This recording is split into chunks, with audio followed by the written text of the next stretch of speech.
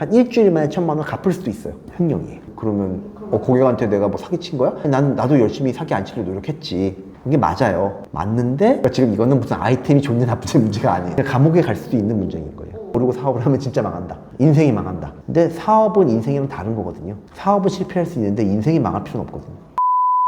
사업을 했을 때 그러니까 예를 들면 이런 거죠. 돈이 없어서 실패가 한다거나 아이디어가 나빠서 실패한다거나 팀원을 잘못 만나서 실패한다거나 하는 것들은 많이 생각하는 분야예요. 그런데 더 본질적으로 문제가 되는 건 배임, 횡령, 사기입니다. 나의 배임이요? 나의 횡령? 네. 나의 사기? 전 사기를 칠 생각이 없어. 맞아요. 대부분의 사람들은 자기가 사업을 하면서 당연히 사기 안 친다고 생각하고요. 배임이나 횡령이 없다고 생각해요. 그런데 아무것도 모르고 사업을 하면 보통 배임, 횡령, 사기에 다 들어. 그러니까 자기는 사업 아이템 생각했고 팀원들과 팀 작업하면서 예를 들면 어떻게 하면 팀워크를 잘 다질까 생각했고 조직 문화 생각했고 어떻게 하면 펀딩 잘 받아가지고 돈을 잘 끌어올까 생각했어. 그런데 잘 들여다보면 가장 첫 번째가 횡령인데요. 법인을 만든 다음에 법인 통장에 있는 돈이 1원이라도 자신의 대표의 통장으로 들어온 순간 횡령이에요. 대표가 일했으니까 임금을 받을 수 있는 거 아니에요? 임금을 정당한 걸 받는 거는 괜찮아요.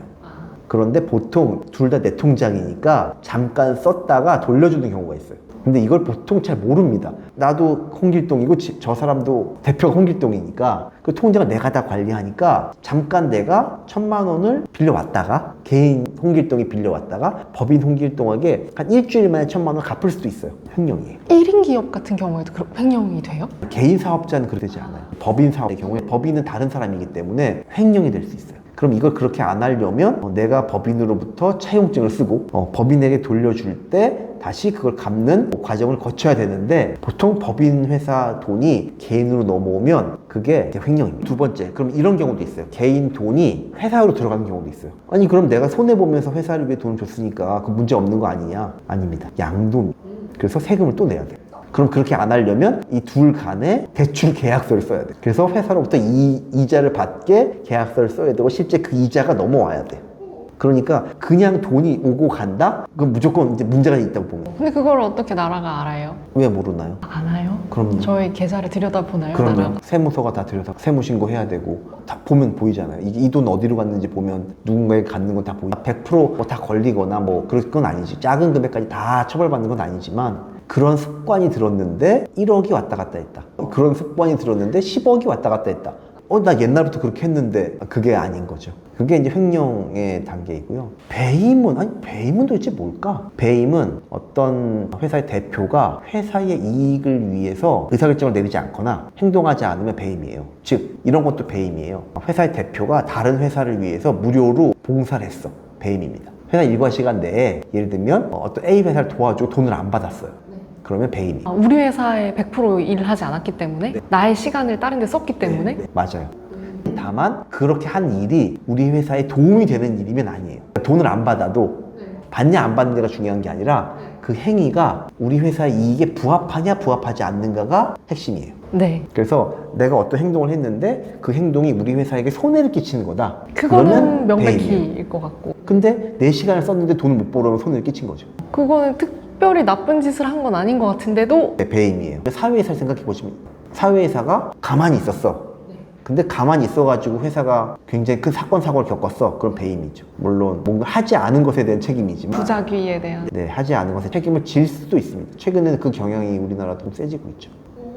근데 사회이사도 어쨌든 이사기 때문에 책임을 질 수 있어요. 근데 이게 대표이사의 경우에 더 큰 책임이 있는 거잖아요. 그래서 회사의 이익에 반하는 어떤 것을 하면 다 배임이다 이렇게 이해하시면 기본적으로 그러니까 이게 제가 법률가는 아니기 때문에 또 법률에 가면 또 굉장히 디테일한 사실들이 달라지게 돼요. 하지만 이런 아주 기본적인 개념이 있냐 없냐에 따라서 사업을 하는 일이 커지고 이것 때문에 굉장히 크게 당하시는 분들이 많아요.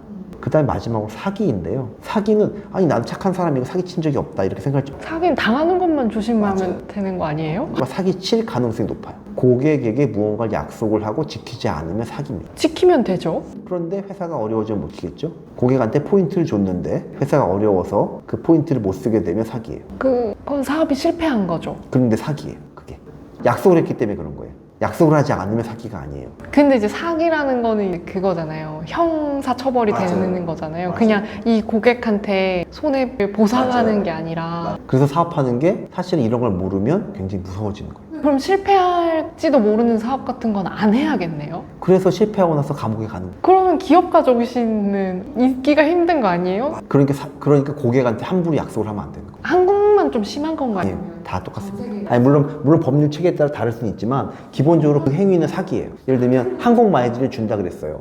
줬어요. 못 쓰면 어떻게 되겠어요? 사기예요. 항상 뭐라고 써 있냐면 이게 언제쯤 소멸된다는 게 써 있어요. 그래서 약관에 그렇게 깨알 같은 네, 글씨들이 네. 많고. 그러니까 우리가 그냥 쉽게 아니 고객한테 약속하고 주는데 내가 사업이 안 돼가지고 망했는데 그러면 고객한테 내가 뭐 사기친 거야? 나도 열심히 사기 안 치려고 노력했지. 이게 맞아요. 맞는데 그게 그렇게 해석이 되진 않는 거죠. 법적으로. 또는 직원한테 월급을 얼마를 주는 걸 약속을 했는데 못 지켰어. 그래서 제대로 입금이 안 돼서 제 날에. 그러면 그것도 다 사기예요. 근데 그렇게 한 이유가 내가 회사 돈을 뺐기 때문에 그래. 그럼 횡령 사기예요. 그리고 그렇기 때문에 회사가 문을 닫았어. 그럼 배임까지 다 걸리는 거예요. 문 닫은 게 배임이에요? 내가 횡령을 했기 때문에 문을 닫은 거잖아요. 그 회사 이익에 충실하지 않게 결정을 내린 거잖아요. 그러니까 배임, 횡령, 사기가 다 걸리게 되는 거예요. 그러니까 지금 이거는 무슨 아이템이 좋냐 나쁜지 문제가 아니에요. 그냥 감옥에 갈 수도 있는 문제입니다. 물론 그 나쁜 마음으로 임금 체불하면 진짜 나쁜 놈이니까 그거 뭐라 해야 되지만. 하지만 법은 그걸 가리지 않아요. 물론 법원에 가서 정상을 참작할 수도 있고 법원에 가서 무죄가 나올 수도 있고 뭐 여러 가지 사정이 있겠지만 제가 지금 이야기하는 건 아주 기본적인 그냥 법리? 컨셉만 말씀드리는 거예요. 이것도 모르고 사업을 하면 진짜 망한다. 인생이 망한다. 근데 사업은 인생이랑 다른 거거든요. 사업은 실패할 수 있는데 인생이 망할 필요는 없거든요. 근데 이 두 개를 너무 똑같이 가져가면 사업이 곧 인생 이렇게 하고 사업을 하시면 사업은 망할 수 있는 겁니다. 인생은 망하면 안 되는 겁니다.